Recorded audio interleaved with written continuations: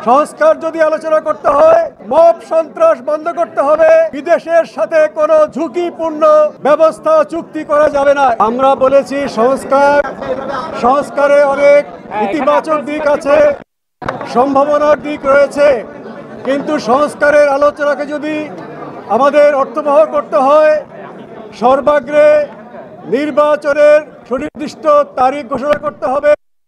সম্ভব হলে ডিসেম্বরে নির্বাচনের তারিখ ঘোষণা করা যায়।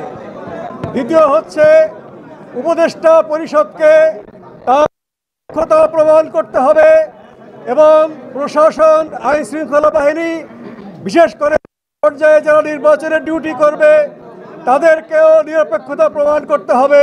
সংস্কার যদি আলোচনা করতে হয়, মব সন্ত্রাস বন্ধ করতে হবে, বিদেশের সাথে কোনো ঝুঁকিপূর্ণ ব্যবস্থা চুক্তি করা যাবে না। এগুলো যদি আমরা নিশ্চয়তা পাই তাহলে সংস্কারের আলোচনা সফল হতে পারে।